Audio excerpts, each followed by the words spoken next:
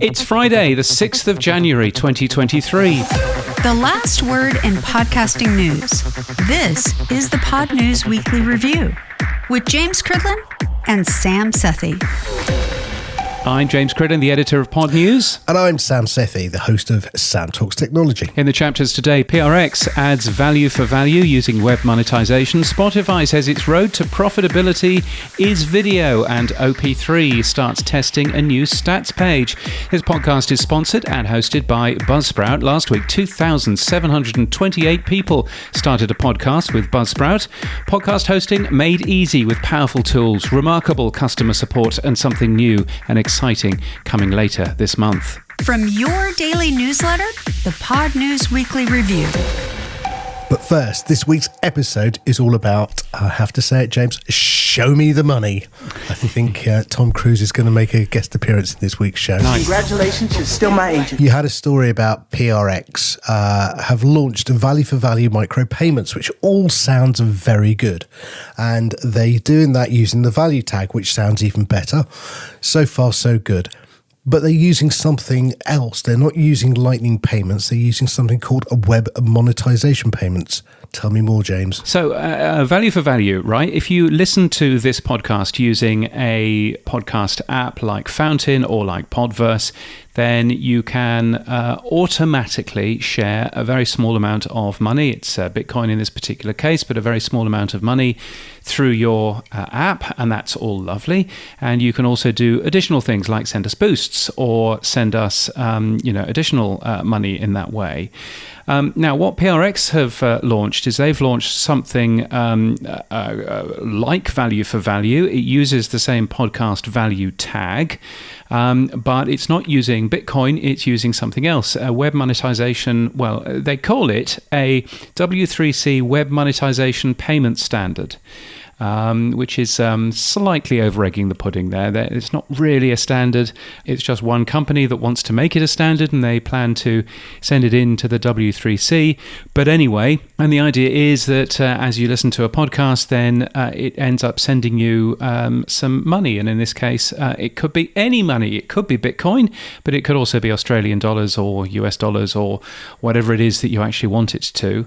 A few downsides in it. At the moment, you can't, as a listener, work out exactly how much money you want to spend on a podcast. It's just a amount which has been set by the web monetization system.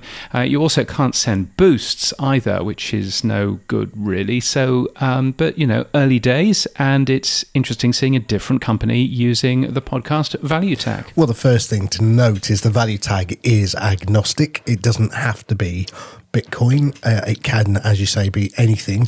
So that's holding up well for Podcast Index 2.0. But I went and opened up an upload bank account, which actually was pretty easy to do. It was all online, fairly quick, a bit of local documentation as you would expect from a bank account. And then I included this plugin called Coil. And this is where it all went a little bit Pete Tong. I started with Coil. I went, okay. And then it wants $5 a month for me to be a member of Coil. And then, as you said, James, it will decide, not me, or the host, but they will decide how much of my monthly subscription will be paid out to the content creator. So guess what? I didn't sign up for a subscription per month of $5. So I don't know how that works too much.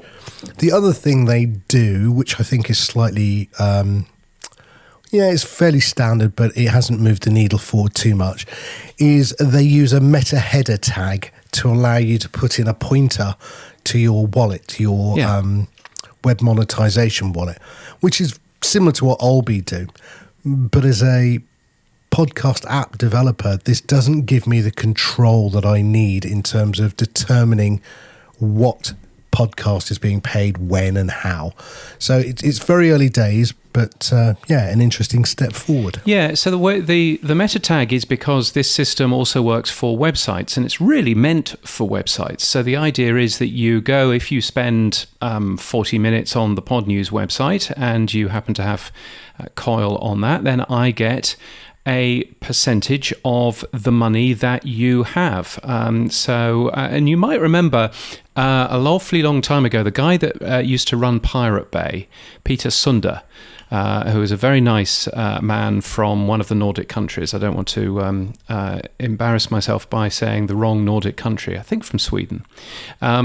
But there you go, I've just embarrassed myself. Anyway, Peter Sunder had this idea that was quite similar. And basically, when you went to the websites that you had decided that you wanted to support, it would basically take your monthly subscription and split it up and send it to the different websites that you had spent time on, which kind of all makes sense. But of course, it works in a slightly different way in terms of podcasting. And one of the small problems with the way that PRX have done this is they've got their PRX embedded player, so that the PRX embedded player understands where the money should go and understands all of that stuff, but it only works in the foreground. So if you start listening to this very podcast, for example, and then you open a different window and start doing other things while you listen, then we don't get to see any of that money anymore. So that's a bit of a major problem that they need to fix. And of course, it's not yet in any podcast apps. But I have to say, I think if as this new technology matures and as they add the missing bits, I think that it's certainly a good and interesting alternative to where, we're currently using Bitcoin and SATS, and Bitcoin and SATS scare people. And so perhaps this is a different alternative, but I think there's still an awful lot of hard work to do in order to get it up to that, though. Yeah, if you want to find out or read more about it yourself, you can go to webmonetisation.org. That is with a Z or a Z rather than an S, which is the way I would spell it. But webmonetisation.org is where you can find out more about it. The other thing I wanted to point out was our friend Oscar at Fountain posted a little bit of data.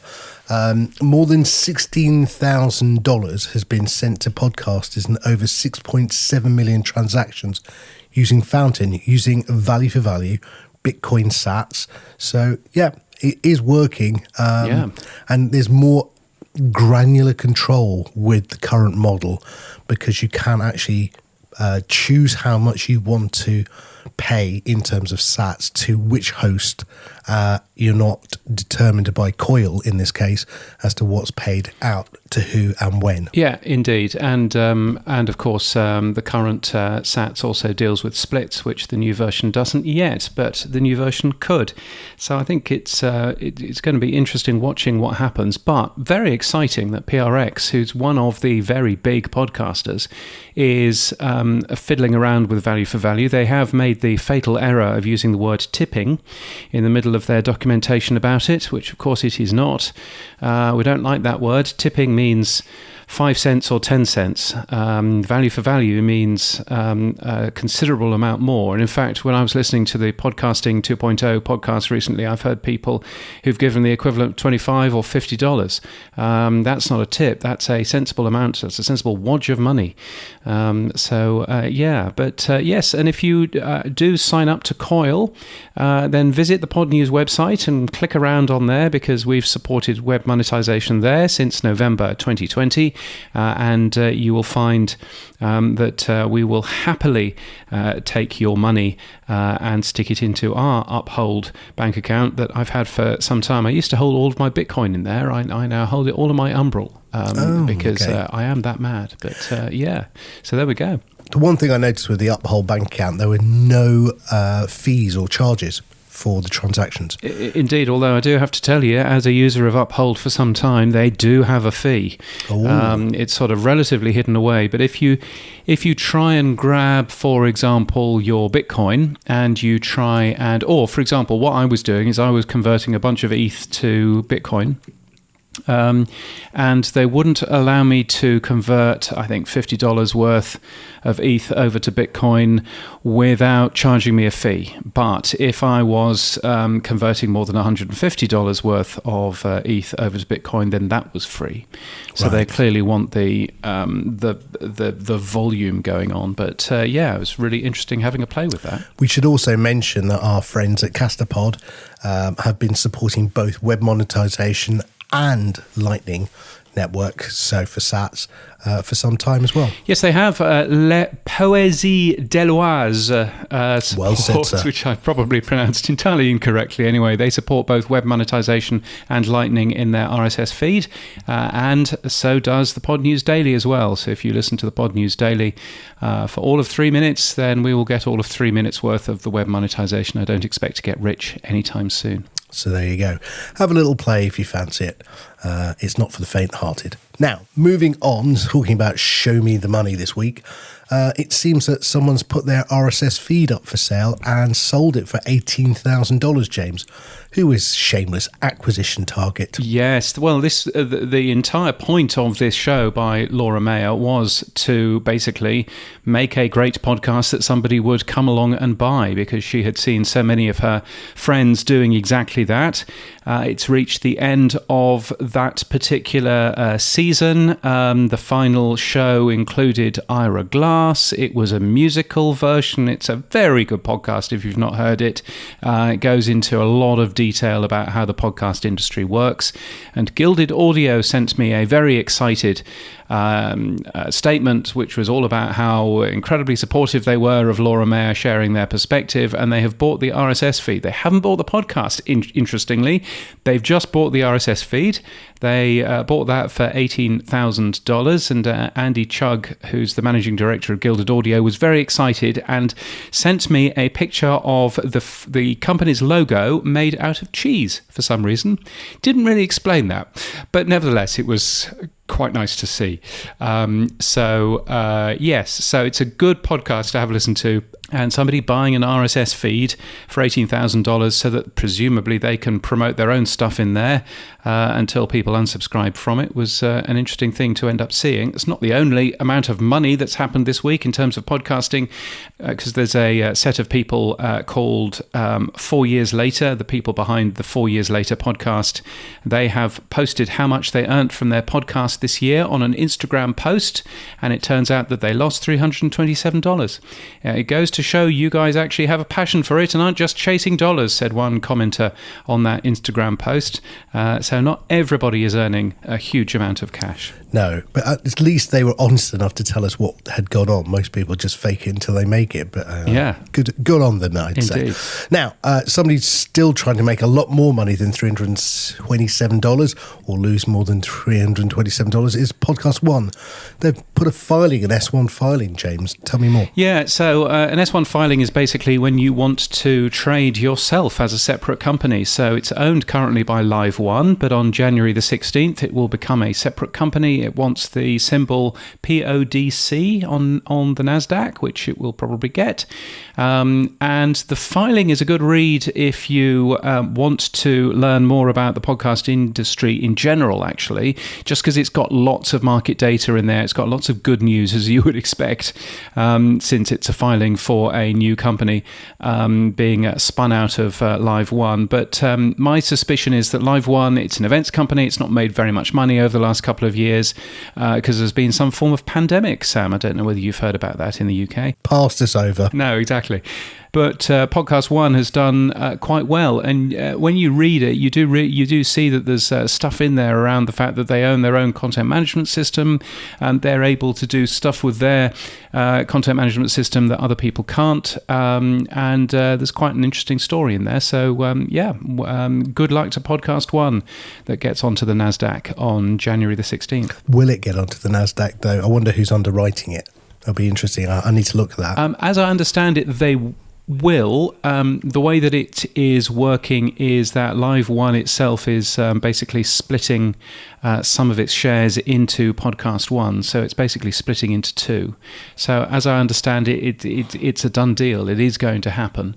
But we shall wait and see. It's going to happen at some point next week, isn't it? Well, I'm sure you'll cover it on Podnews Daily when that happens. Indeed. Ashley Carman just wrote a post yesterday, I believe, in Bloomberg called "The Great Podcasting Market Correction." She's not happy, or she's reporting that the industry is not very happy, that a lot of the market value disappeared from some of the bigger companies last year. Nick Hilton was also very negative about it, saying that it was the end of podcasting in 2022. No surprise there. But with hiring freezes, upfront payments and fewer acquisitions, the podcasting boom, she says, is feeling like a thing of the past. Well, that's interesting because also Yahoo Finance started to dig into Spotify's business model. And they wrote a post called "They've Gone Too Far, How Spotify Dug a Giant Hole and How It Can Dig Itself Out." I had a little look at that, and it's not great reading for Spotify. Its market cap in 2021 was 69 billion. It's now roughly 70% down, and its current market cap is 15 billion.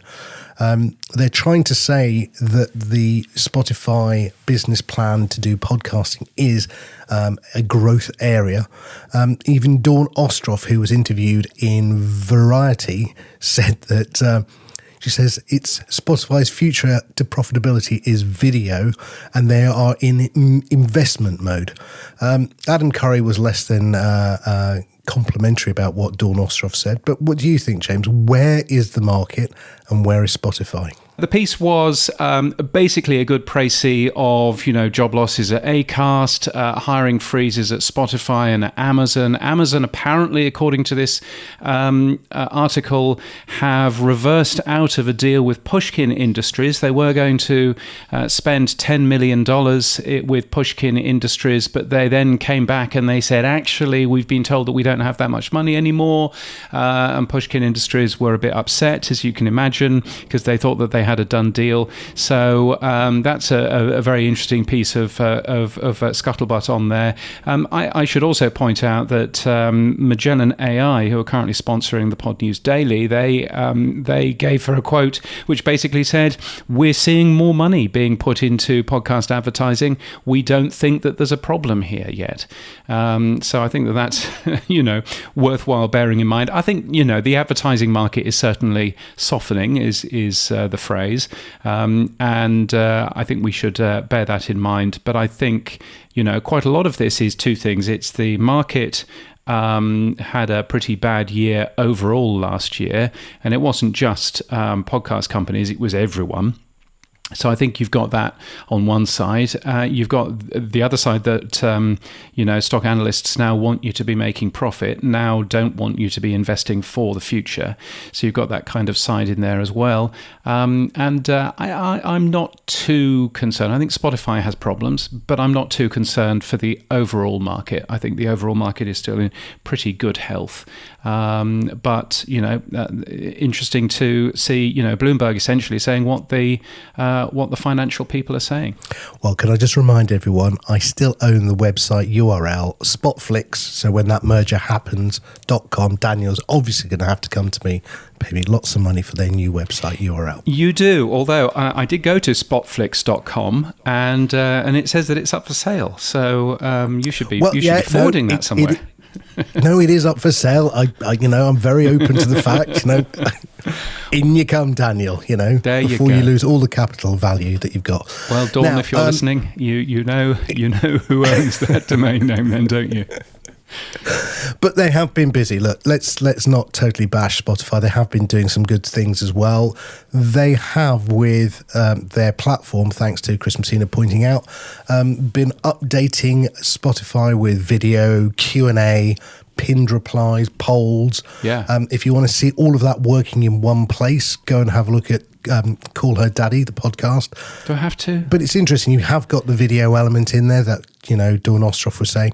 My question to you, James, is will they roll that out to every podcaster on the platform, or will it just remain in their top 5% exclusives? No, so my understanding from the recent announcements that they've been making is that, the polls and Q&A and all of that kind of stuff is going to be available to anyone that hosts with Spotify.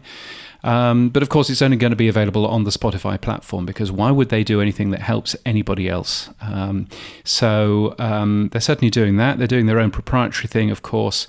And you can do most of this on the podcast index in terms of the stuff that Spotify is doing. But of course, Spotify isn't supporting any of that. Yeah, I mean, if you want to, you can use the alternative enclosure. So you could take, different streaming qualities or video. That would be good for video.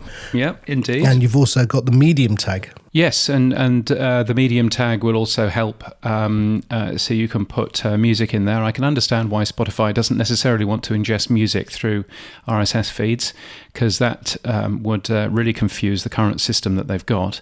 But certainly in terms of alternate enclosures, we don't have things like polls in the new podcast namespace, but there's probably no reason why polls wouldn't be a thing if more people wanted them. Things like transcripts as well. Clearly we've got those in the new podcast namespace as well, but Spotify isn't bothering ingesting those and is creating their own rubbish ones. So I guess, it's Spotify doing as Spotify always does. Yeah, well, again, the end user, the question I would really apply is, does the end user, my daughter as an example, that teenager, really care? I mean, that's the problem. At the end of the day, we might care, but does the end user care if it all works and they don't need to understand the underlying technology? So it'll be interesting to see the take up. Other companies in this space, though, worth looking at. Disctopia now supports video podcasts as well. I did try and find them, couldn't find them, but they say they do support them. Yeah, they support them now, so you can actually upload your own video podcast into the platform, and it will serve it rather than coming from somewhere else, which kind of makes sense. And Spotify have also done something which is pretty cool. Nick Ivanov, founder of Visi, friend of the show, discovered that there was a new chapters section in an episode page now, and there's a really nice player which is rolling out. It's rolled out to my Android phone, hasn't rolled out to my iPhone yet, but rolled out to his, which shows all of the chapters in a podcast. Now, if we leave enough space this week, Sam, in our chapter notes, then I might see if I can add our chapters in there in the format that Spotify wants them, because guess what? They don't use chapters in the ID3 tags. They don't use chapters in the podcast namespace JSON file. They use chapters as YouTube does, which is essentially a set of timestamps in the description field, which is a little bit annoying, but at least they're kind of supporting them now. So perhaps there's a future, and I would expect clever podcast companies, and, Buzzsprout is a clever podcast company, but clever podcast companies that already support chapters in other formats, you could kind of see them saying, is this Spotify asking for this RSS feed? If it is, then let's put these chapter timestamps the way that Spotify wants them, so that they will appear in the Spotify chapter interface. Perhaps that's something that Buzzsprout might end up doing. It's just a case of just serving a slightly different RSS feed to the Spotify client, but perhaps that's what Spotify wants us to do, so that we ruin RSS even more. So who knows quite what the plan is there. My brain's just died. What's Justin's company? Transistor. Didn't they do this with your support to change things? Exactly right. Transistor said that they were taking chapters that people had produced and producing those in a correct format for the YouTube timestamps. And I said, if you put those in brackets, they'll also work for Spotify. And so now they work on Spotify as well. I would imagine that other podcast platforms will be wanting to jump onto that, because that would kind of make sense. Now you see, Justin ahead of the curve. Now, Spotify, just to finish off with what they've been up to, it seems Anchor isn't isn't dead. So, the company was responsible, it seems, for a bit of a market share increase over the last 6 months to 22.3%. So, James, I thought they were dying, it was disappearing. It seems they revived. Well, this is the first increase that they've seen since June, and this is market share of all new episodes. Last month was a weird month because it was December, and there were lots of people that weren't there in the last couple of weeks of December, as lots of more corporate podcasts take holidays and things. So I think what this is basically telling us isn't that Anchor is getting bigger. I think it's basically telling us that none of the big corporate podcasters bother to produce any podcasts in the last couple of weeks of the year. I think that's really what it's saying. The rest of those, the number of total new episodes, for example, dropped by 7.8% last month. So I think that does show that it's just a different market. In December, Buzzsprout's market share dropped ever so slightly, but the company is still easily number 2, 8.6% of all new episodes. So that is a good thing. So hurrah for Buzzsprout. Indeed. Now, James, moving on, let's talk about Apple for a second. What does Apple know about you? Quite a lot, but nowhere near as much as Google, it turns out. So I did so firstly, you can request your data from Apple there's a arcane form that you can find on the Apple website. And that, I think, because of European legislation, allows you to download absolutely everything that Apple knows about you, all of the data, and it's fascinating stuff. And I wrote a blog post on my personal blog at Medium all about that. I'm moving my personal blog over to my actual personal website soon as well. But anyway, I wrote a long blog post about that, and it turns out that Apple know quite a lot. But there was one thing which I thought was really interesting. There's a document called Podcasts Play State, and that shows you what podcasts you have listened to on Apple Podcasts. And there's another one which I think is called Your Podcasts, which is all of the podcasts that you have subscribed to. So I thought, I wonder whether this would help telling us how many podcasts have been listened to on Apple Podcasts in comparison to how many podcasts have been downloaded. Because if you remember, we've always had this, this long argument that Apple Podcasts automatically downloads shows, and not all of those shows are listened to. So I thought, I wonder if I can find someone who uses Apple Podcasts as their daily podcast app. Would they be willing to share their Podcasts Play State file with me? And I found somebody who was.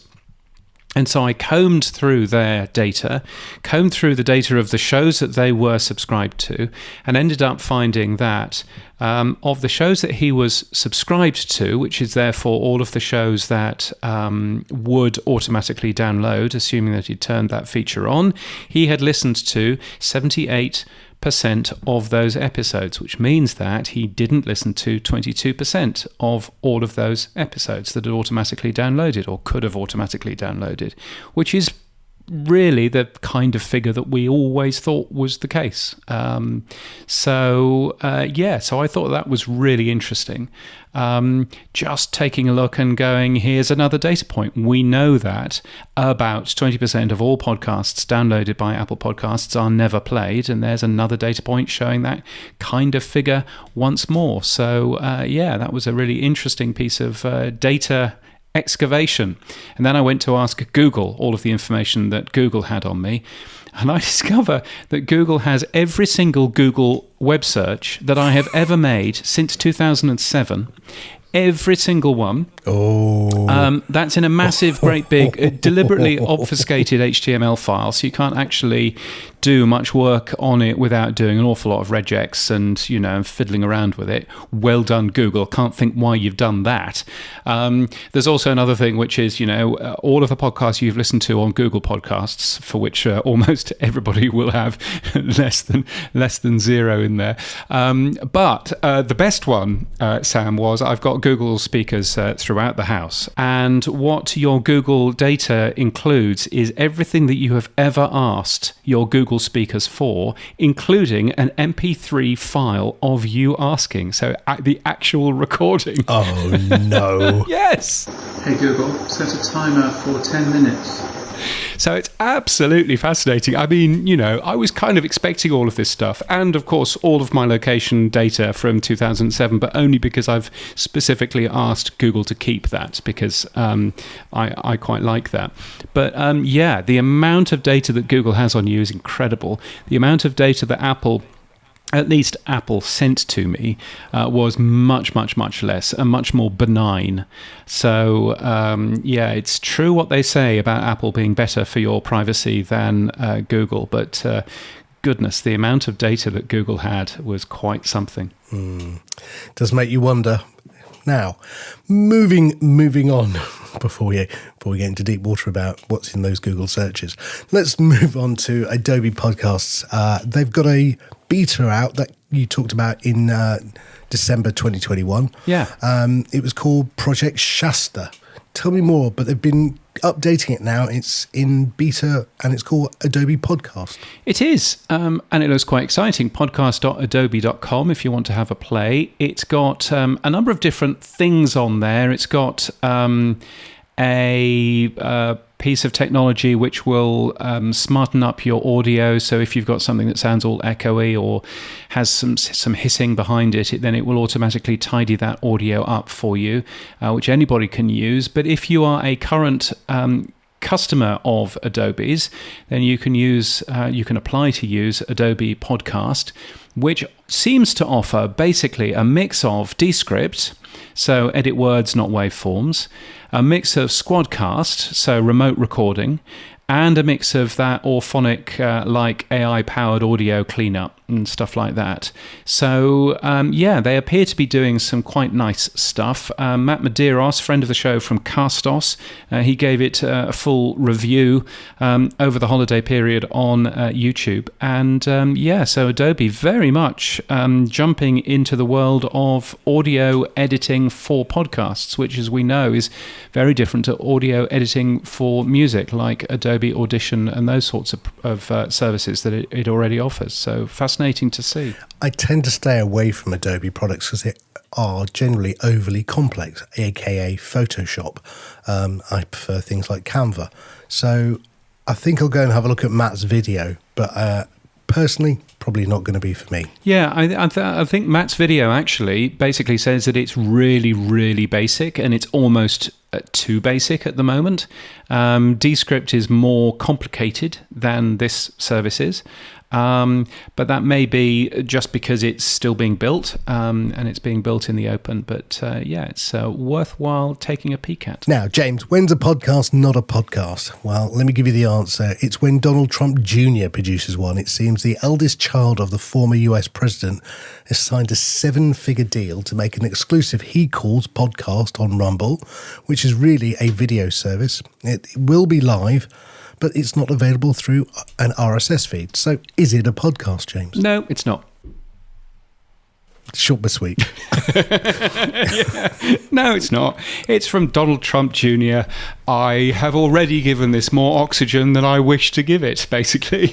I think we should start to make podcasts a bit like champagne. If it's not got RSS in, you can't use the word podcast. Well, yes, you could certainly say that. I mean, I think that there are shows which are podcast-like. Some of the shows that are in Spotify and that are Spotify exclusives are podcast-like. But when you're producing what is essentially a live TV show and then you're calling it a podcast, I think you're skating on dangerous ground there. But anybody from the Trump family is welcome to skate on as dangerous a ground as they like. A little bit of politics there. Moving on. In People News, James, what's been happening? Yes, there was a little bit of People News over the holiday period. Lex Friedman is moving on from his role at Amazon and Wondery, and he's going to become a full-time consultant at Lex Friedman Consulting. He's written a long piece about that. And Paul Rietsmandel has left his role as Senior Director of Insights at Sirius XM. He's a fellow radio junkie. He's worked for the company for nearly 9 years, and he says exciting new things start on January the 2nd. Now, he has my email address, but he hasn't told me what those exciting new things are.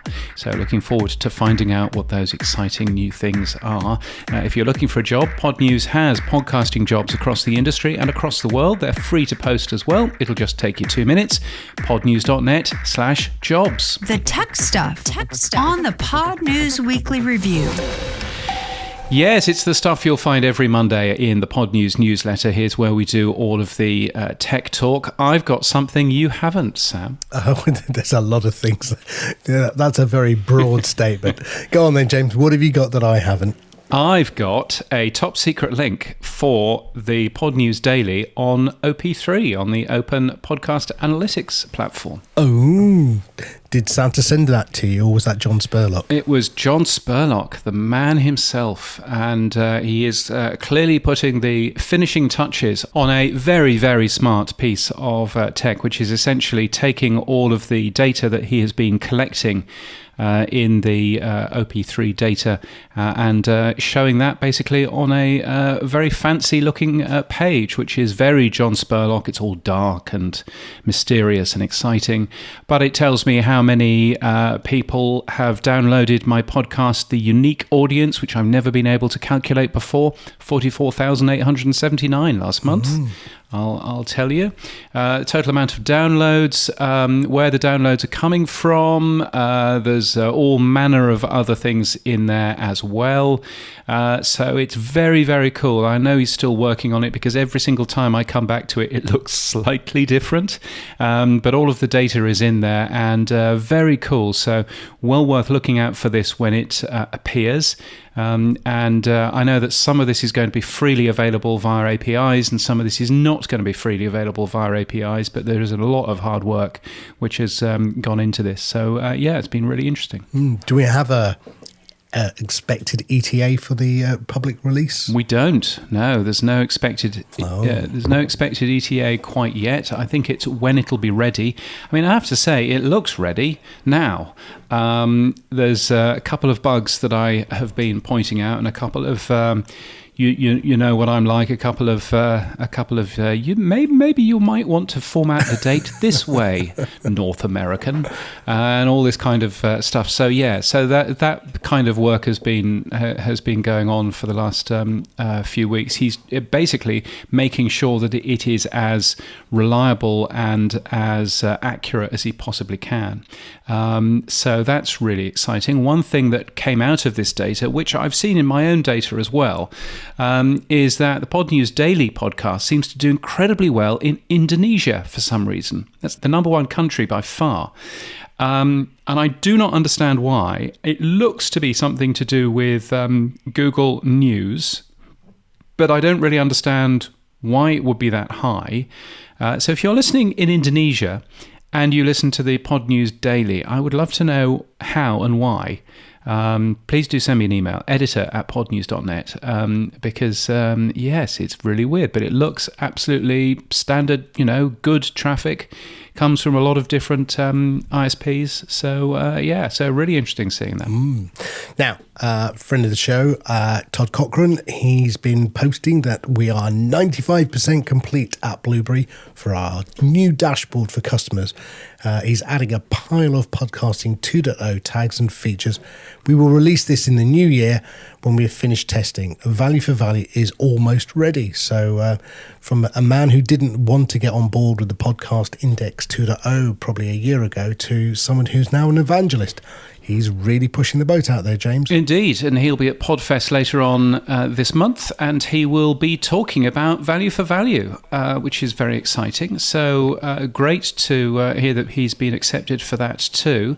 So yeah, Blueberry really jumping in. So as Libsyn couldn't be bothered, Blueberry jumps in and are really working on their podcasting 2.0 stuff. Of course, Buzzsprout has supported various podcasting 2.0 tags for some time as well. So really interesting seeing that. So congratulations to Todd. Now, talking of tags, we talked a little bit about the proprietary transcripts within Spotify, the lack of transcripts within Apple, but Dan Barnett has been evaluating 15 different tools that do transcripts from Microsoft Word to Otter AI. Did you have a look at any of his findings? Yeah, so I've always been keen and interested in understanding what it is that I should be doing in terms of transcripts and how to get transcripts onto the Podnews Daily, which is a very important to get that done very, very quickly. So I can't fiddle around with all kinds of things. So it was good to read a couple of things on Dan's website about those tools that he's worked on so far. I then went to read a really good post on Reddit from somebody called OmerXman. Or Omerxman. Anyway, he posted in the podcasting subreddit about how to use OpenAI's Whisper technology, which it now appears is really easy to install onto your computer. So as a direct result from doing that, I worked out how to do it. So if you listen now to the Podnews Daily in your favorite podcast app that supports transcripts, then you will now see transcripts appear. I'm now sticking those into the feed in SRT and VTT and TXT format. So if you're using Podverse or you're using Castamatic or other of these things, then you now get transcripts for that show as well as this one, because Buzzsprout supports SRTs as well. So thank you to them for doing that. Really cool. So it's been quite fun understanding how transcripts work and understanding how I can speed them up without them hopefully not looking too rubbish. Does this mean that all podcasters could do this themselves quite easily, or does this mean we could run a service, say, on AWS with OpenAI? I'm sure that you could run something on AWS that would do this. The problem is that you need to put the transcripts into your RSS feed. It's not quite as easy as it could be, unfortunately, to offer a service which is, a free transcript, thing. But I think that they're getting there in terms of that. But you really do still need to host your own podcast if you're going to be doing this kind of thing, or be with a company like Buzzsprout, which lets you upload an SRT file yourself. What was the accuracy like? Compared to what you've seen before? Now you've done it for your own podcast. Yeah, the accuracy. So there are a number of different voice models that you can use, and one of them is a very small voice model, which is quite quick. And one of them is a much larger voice model, which is much, much slower. It was taking a 3-minute version of the Podnews Daily, and it was taking 20 minutes to go through it. Now, that was really accurate, like properly accurate, very, very well done. The tiny model, the much smaller model, is a little bit less accurate, but not by much. It's still about 95% accurate. It's as good as the Descript, transcription is. So I've been super impressed, and it just sits there and produces the files within a couple of minutes. So it's a really good thing and completely free and open, which is amazing. We should remind everyone, of course, that Descript got $50 million from the OpenAI Foundation. So I wonder whether they'll be integrating Whisper into Descript in the future. Yeah. Moving on, Castos customers can now easily toggle an automatic YouTube republishing in the growth plan. So I thought that was quite interesting that they've moved into taking the podcast, a bit like Headliner, and pushing it out to YouTube. Yeah, I think that's a good thing. So congratulations to Castos for that. AnyPod is interesting. It's a search engine for your podcast. It uses semantic search to delve deep into content, but it's worth a look in case you've got a big podcast that you want to have a look at and see if you can produce a good search engine for it. It's anypod.ai. There's also a new service called Dubb, D-U-B-B, which promises to generate a marketing kit for your your podcast in minutes. That uses AI as well, and it basically pulls your transcripts and writes articles based on what your transcript says and various other things. So that's pretty cool. And RSS Blue is the latest company to now remove emails from your podcast feed if you want it to, which is a good thing. So hooray! No more spam if you're with RSS Blue. Quick question for you. Did you remove our email manually from the RSS feed, or was that a Buzzsprout field that you did that from? No, so what Buzzsprout does is that they automatically take your email address out of podcast feeds. You can put it back though, so you can put it back for up to 24 hours. You just click a button to say, if you're trying to claim your podcast in Spotify, for example, or you're trying to claim your podcast in Google Podcasts, then there's a button that Buzzsprout have which allows you to put it back in there until Spotify or Google have done their thing, and then it gets whisked back out again. So it's quite a neat little system. Moving on then, there's Tech Corner. Let's look at some events around the world. You talked briefly, James, about Podfest Expo, which is on the 26th of January in Orlando. I won't be going. Will you? I won't be going either, unfortunately, but it should be pretty good. There are lots of people who I know are going. It's just incredibly expensive to fly anywhere at the moment, so I'm keeping things dry until March in Las Vegas. But yes, that's going on in Orlando in Florida. Chris Krimitsos was on the New Media Show just between Christmas and the New Year. It's worth a listen. He's done some very clever outreach for the event as well, including a event in Toronto, which was just done in a Tim Hortons, which seems a very strange place to do that. So congratulations to him. Podcast Movement Evolutions is when I'm next traveling, 6th to the 10th of March in Las Vegas. You're coming too, aren't you? I am indeed, yeah. Looking forward to that. Yes, they've just announced the second set of confirmed speakers for the event, which should be good. So what day are you speaking? That is yet to be confirmed. And in fact, I'm not in their list of confirmed speakers. So as an exclusive, I am a speaker, but clearly not yet confirmed. But I think I know when I'm going to speak, but I don't necessarily want to jinx it. But of course, I need to get the data together of what it is I'm going to speak about, which will be probably an important thing too. I will be speaking as well, but I'm not going to tell you about what yet. Oh, there we go. Now, moving on, somewhere else that you're going to be is in Prague. Yes, somewhere else I'm going to be is in, actually, I'm going to Prague at the end of March, Radio Days Europe. It's the meeting point for radio, podcast and audio. There's a podcast summit on the Sunday, which I'm speaking at, as well as the main conference on Monday and Tuesday. Yes, it's lots about radio, but there's also lots about podcasting as well, if you fancy a trip to Prague. Also in April, I'm going to the New Zealand Podcast Summit, which should be nice. And in May, the podcast show in London, returning May 24th to the 25th. This very podcast may be on a stage, Sam, actually in the venue. And they might do that this time around. They keep promising things. They keep it, but no, I think it's going to be bigger and better this time around. So looking forward to that. There are more events, both paid for and free, at Podnews, virtual events or events in a place with people. And if you're organising something, you can tell the world about it. It's free to be listed, podnews.net/events. One more thing, James. If your New Year's resolution is to support independent journalism, you could subscribe to our ad-free podcast in Apple Podcasts. Tell me more. What have you been doing now with this podcast? You keep moving it all over the place, but what have you done this time?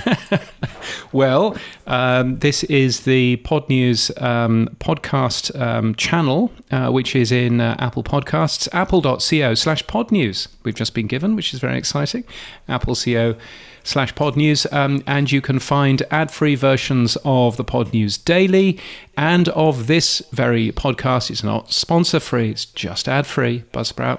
But that is there for you. It's very cheap, and it'll give you both of our regular podcasts ad-free and a warm feeling inside, knowing that 30% of that money goes straight into Tim Cook's back pocket. I mean, 70% of the money helps support this newsletter.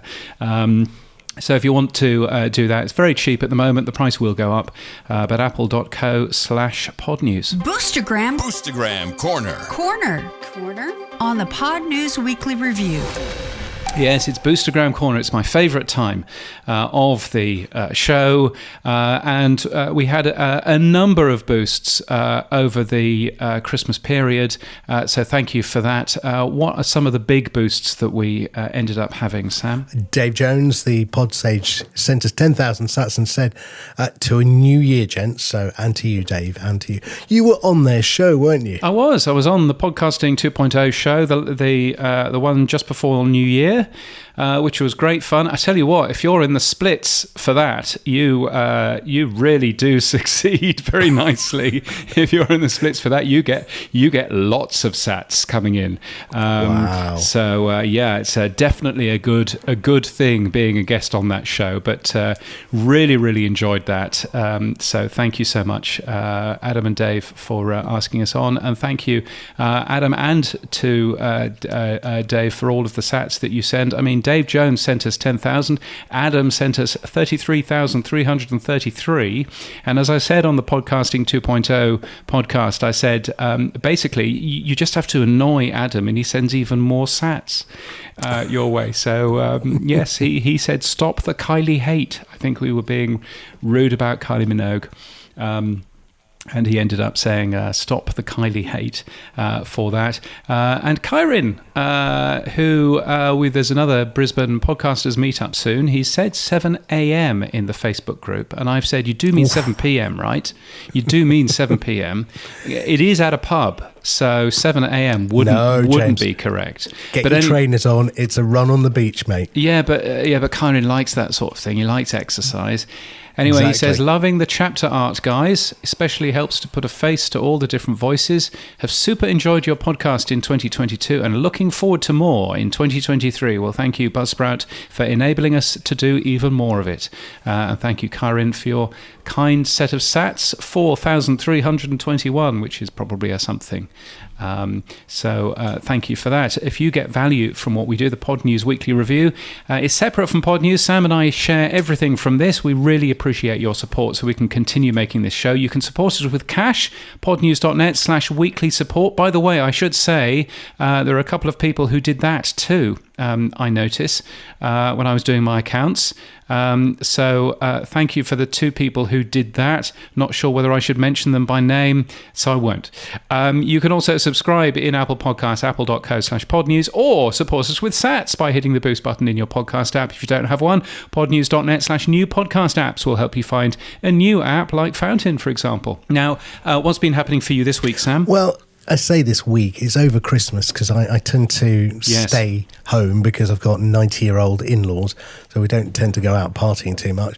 So I tried to get my head around various multiple protocols. Last year I was playing with Web3 and NFTs. That came to nothing.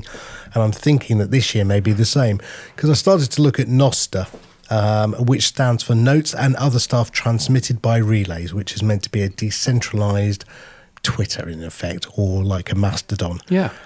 God, it's difficult. God, I didn't enjoy it. I put a post up saying I've now done this Noster thing with my astral.ninja if you want to find me, using my NIP05 authentication token. And I didn't even understand the sentence I wrote. How could people find you then? God knows. No idea. You can find me on Astral, but I guess with Olby, I do have my address. So my lightning address, sam@getolby.com, is also my Noster address. So if you type that in, it will then use my public key to then address me to the relay that I'm on, or the relays that I'm on. But I have to say it was crickets when I got to most of it. Oh, yes. So it was pretty boring, really, if I'm honest. Well, there you go. Yes, and I've just found you. So that's exciting. Talking about Noster on Podnews this week. Are we really? There we go. Well, right. Well, I will hit follow. Yes, you should be able to follow me, I believe, if you just search for James at getalby.com. I'm hoping by the time this podcast goes out that you'll also find me if you search for James at Crid.land, which is what I would like it to do. But I need to understand cause. It's always cause, isn't it? So I need to understand cause for that. But anyway, we'll see quite where that goes. So you've been playing around with that. What else have you been playing around with? So I found a couple of other protocols. One's called Matrix, which is a decentralized conversation store. No idea. Tried to look at it. It's supposed to be, do you remember the good old days of XMPP where we were supposed to integrate all of these different instant messenger clients together? Well, they claim that Yes. Matrix is the new way to do it. So again, not holding my breath. And then Jack Dorsey, of course, has got his authenticated transfer protocol, or the AT protocol. Again, not much movement on that, but that was from Blue Sky. So again, I'm just looking around and seeing what's going on, but I have to say Mastodon's hard enough and this stuff's even harder. So if they expect this to go mainstream anytime soon, don't hold your breath. Yes, there is no chance of any of that going mainstream quite yet. Nostr, possibly, but it needs an awful lot of hard work putting behind it. Jack Dorsey is on Nostr, though, and who I've been following, so it's been interesting to see what Jack has been doing. But yeah, there is something there, and something potentially that might work with cross-app comments, but who knows what's going to happen there. How is Podfans, your big secret project, going on? It's coming along. You will be one of the first, obviously, on the alpha. We will be releasing the alpha this month, so I'm very excited. Been working every day over Christmas on it with my developer team, so that's been nice. We've made some great progress, so I'm very excited on that. And also, finally, Sam Talks Technology goes live on Monday. I've got Lyle Pratt from Avida, who is basically been using Nostr and signing up with Nostr and how you get into it. So that's what drove me to try and get my Nostr account set up. So I'll be interviewing him and another guy you may have heard of, a guy called Robert Scoble, who's got access or knowledge of Apple's new AR glasses. So I'll be talking to him about that. Oh, very good. I haven't seen Robert Scoble in many, many years, but I had a nice beer with him in a London pub, in a rooftop London pub, if you can imagine such a thing. No one or two. Now, James, what have you been up to? I know you've been on various podcasts, but what else have you been doing? Yes, I have. I've been on various podcasts and things. Podcasting 2.0, you should go and have a listen to that, obviously. Podcasters Live, which I was on this morning, hence why I'm wearing the Podnews polo shirt at the moment. So that's good. I was also on the on Buzzsprout's video, the 2022 year in review. Adam Curry and Jake Shapiro and other men were on that, so that was nice. So yes, so all of that was good, and I've been playing around with other things like Nostr as well, and and just sort of playing around with my old-fashioned website and goodness knows what. But yes, it's all been good. I think it's been a good and entertaining a couple of weeks of just sort of relaxing and doing not very much apart from writing, obviously, Podnews every single day, which has been interesting when there's been no news happening. But still. Well, I would say go and have a listen to the New Year's Eve or edition of Podcasting 2.0 with you, because there was a really good discussion on cross-app comments, and I don't think Adam's very happy at the moment about it all. But and I'm not sure that it's the right way that it's going. But let's wait and see what people come up with in 2023. Indeed, let's wait and see that. Yes, it's going to be interesting to see what happens. But lovely to see PRX dipping a foot into the podcast value for value stuff. And that's it for this week. You can give us feedback using email at weekly@podnews.net or send us a Boostagram.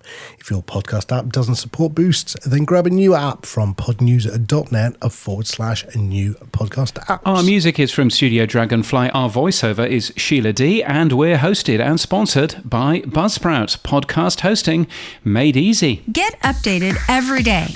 Subscribe to our newsletter at podnews.net. Tell your friends and grow the show. And support us. The Podnews Weekly Review will return next week. Keep listening.